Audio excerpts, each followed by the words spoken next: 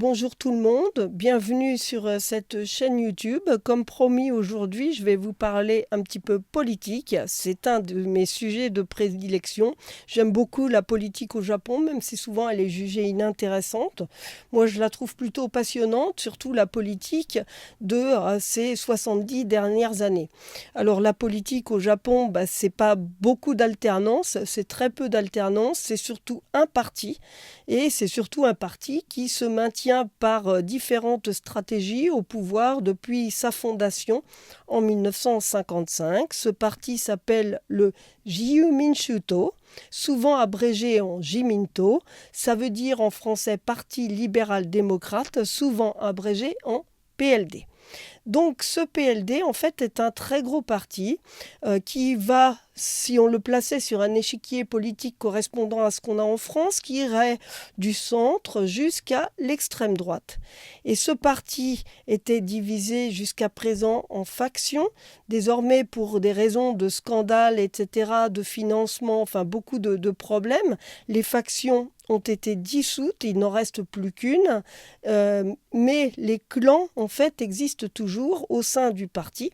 Et si ce parti a réussi depuis si longtemps à se maintenir au pouvoir quasiment sans discontinuer avec seulement 2 périodes d'alternance, eh bien c'est parce que les alternances se font en son sein, c'est-à-dire qu'on passe d'un clan à l'autre.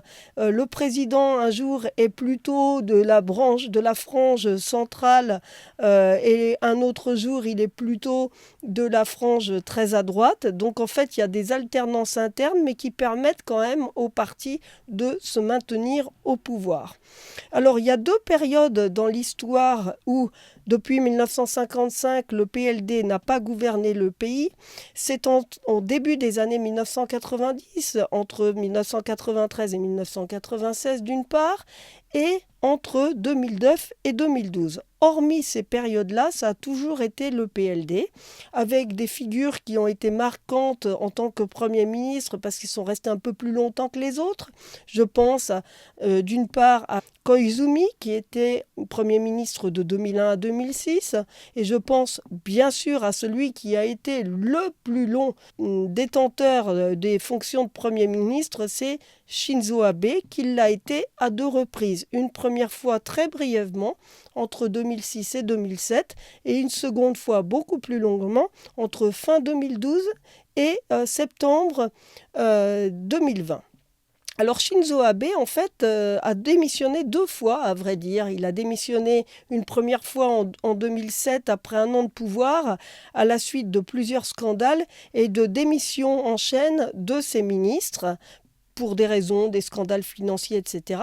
Et lui-même a démissionné en 2007 pour raison de santé.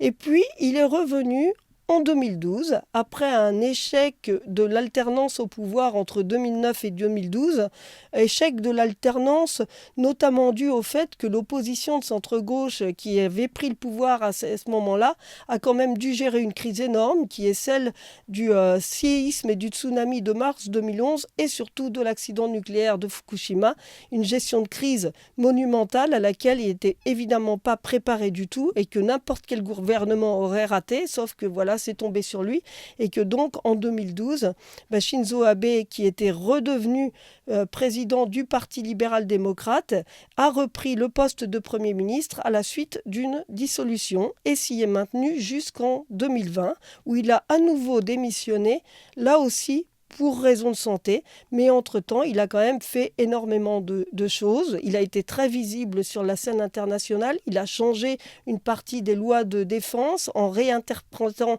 une partie de la Constitution. Il a concentré beaucoup les pouvoirs à l'intérieur du bureau du Premier ministre entre des proches, mais il a été assez malin pour ne pas reproduire l'erreur de 2006. Au lieu de faire un gouvernement simplement constitué d'amis proches, en 2012, quand il est revenu, il a élargi un petit peu son gouvernement, histoire d'avoir des passerelles un petit peu partout. Et notamment, il a su préserver, ce qui n'était pas évident, un partenariat avec un autre parti qui s'appelle s'appelle le Komeito. Et ce partenariat, bien que apparaissant dichotomique, puisque le Komeito n'a pas vraiment les idées de Shinzo Abe, a quand même permis d'avoir une majorité dans les chambres du Parlement pour faire voter des lois. Alors au forceps parfois pour le Komeito, mais enfin il a réussi. Et puis, alors quand Shinzo Abe a démissionné en 2020, il a été remplacé par un de ses lieutenants, Yoshihide Suga, qui est resté 1 an. Précédemment, c'était le porte-parole du gouvernement, donc c'était une figure très connue puisqu'il faisait des conférences de presse 2 fois par jour. Mais Yoshihide Suga n'a pas réussi aussi bien que son mentor Shinzo Abe, s'est maintenu seulement 1 an et puis a décidé de ne pas se représenter à l'élection du président du Parti libéral-démocrate et donc de ne pas prolonger ses fonctions en tant que Premier ministre de facto. Et il a été remplacé par un nommé Fumio Kishida, un élu de Hiroshima qui s'est maintenu 3 ans au pouvoir et qui a lui eu à gérer plusieurs crises aussi, des crises internes au PLD, une crise de caisse noire qui ont été découvertes et qui dataient de Shinzo Abe, et une crise tout autant importante qui est une crise de relations avec la Fédération des familles pour la paix mondiale et l'unification, en fait, autrement appelée Secte Moon, qui avait des relations avec Shinzo Abe qui ont été découvertes à l'occasion de l'assassinat de Shinzo Abe, dont je parlerai une autre fois. Shinzo Abe a été assassiné en juillet 2022, donc au moment où Fumio Kishida était lui-même Premier ministre et a donc eu à gérer lui aussi en partie la crise liée à cet assassinat et à tout ce qu'on a découvert à cette occasion. Et donc Fumio Kishida lui-même a décidé à nouveau de ne pas se représenter au poste de président du Parti libéral-démocrate. Et donc en 2024, lui a succédé Shigeru Ishiba, qui n'est pas du tout du même bord politique au sein du PLD. C'est quelqu'un de plus progressiste, de plus posé, de plus cultivé, de moins nationaliste, etc.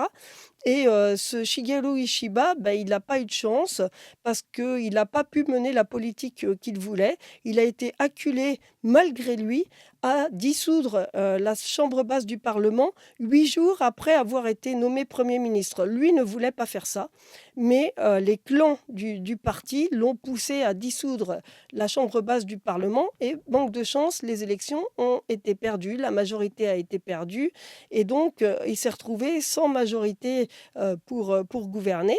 Et puis, nouvel échec électoral avec les sénatoriales de juillet dernier. Et là, il a été poussé par les autres clans à partir, à démissionner.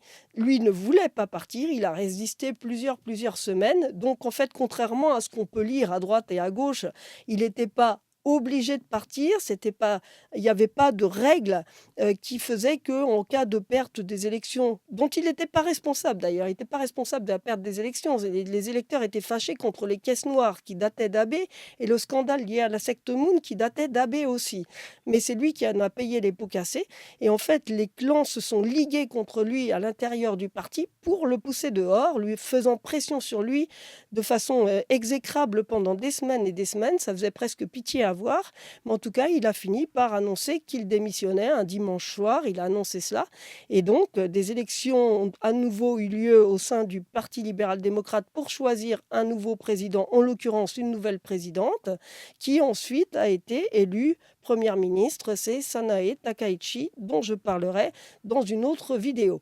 Retenez simplement de cette vidéo que donc le PLD se maintient au pouvoir depuis 1955, que c'est un parti qui mène une politique de droite et qui navigue quand même, dont les premiers ministres et présidents successifs ont navigué entre plusieurs clans à l'intérieur du PLD, ce qui a permis en fait un maintien au pouvoir aussi longtemps, mais que le cœur vraiment du PLD est quand même très à droite, et que si Sanae Takaichi a finalement été choisie, eh bien c'est parce qu'elle est perçue comme l'héritière de Shinzo Abe, la personne à même de retenir l'électorat très à droite du PLD qui s'est senti orphelin après le départ de Shinzo Abe et plus encore après son décès, puisque son décès actait le fait qu'il ne serait plus jamais nouveau Premier ministre, alors que il avait quand même dans ses ambitions de revenir une nouvelle fois au pouvoir à l'occasion d'élections qui auraient pu avoir lieu cette année. Mais comme il a été assassiné en 2022, eh bien, ça ne s'est pas produit. Et donc, il y avait une forme de désespoir au sein d'une partie de l'électorat très à droite du PLD d'une part, et puis à l'intérieur du PLD. Et, euh, et Sanae Takaichi est vraiment perçue comme l'héritière de cette frange très à droite. Et donc, c'est elle qui du coup, a été élue et a permis de calmer et de ressaisir sa popularité hein, actuelle, montre qu'elle a ressaisi vraiment le cœur central, très à droite du Parti libéral-démocrate.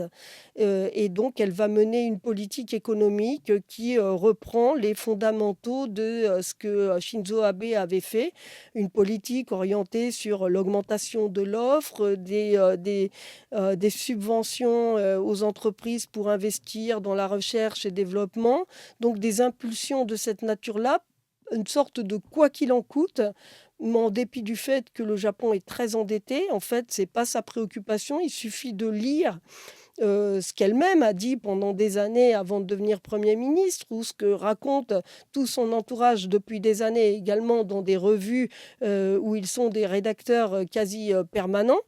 Et donc, on comprend qu'elle va porter une politique qui est celle qui est quand même attendue par une majorité de la population japonaise classée à droite et qu'elle peut retenir un électorat encore plus à droite qui était tenté par d'autres partis. Je pense à un parti qui s'appelle le Sanseto, qui est un parti qui est vraiment encore plus à droite. Et donc, bon, Sanae Takaichi est vraiment là pour retenir cet électorat-là.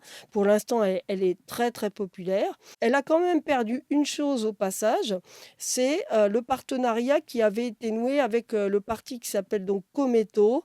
Le Komeito ne supportant pas Sanae Takaichi parce que la secte dont il est lui-même l'émanation, la Soka Gakkai, la déteste, le Komeito a quitté la coalition au pouvoir et donc un autre parti est venu s'associer au PLD. Il s'appelle l'Ishin no Kai, c'est un parti qui est originaire d'Osaka.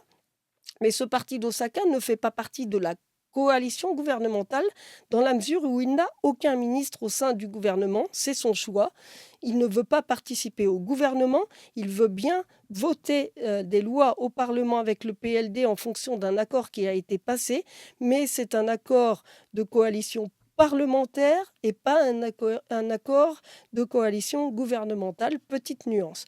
Je reviendrai sur tout ça plus en détail quand j'aborderai plus le profil de Sanae Takaichi, quelle est cette femme, quelle politique elle veut mener, sachant quand même que la situation économique du Japon n'est pas bonne. Le grand espoir de Sanae Takaichi est de la redresser, mais les contingences démographiques, les contingences industrielles, la dépendance vis-à-vis de l'extérieur, notamment de la Chine, avec laquelle les relations sont très mauvaises, tout ça fait que l'équation n'est pas du tout facile à résoudre.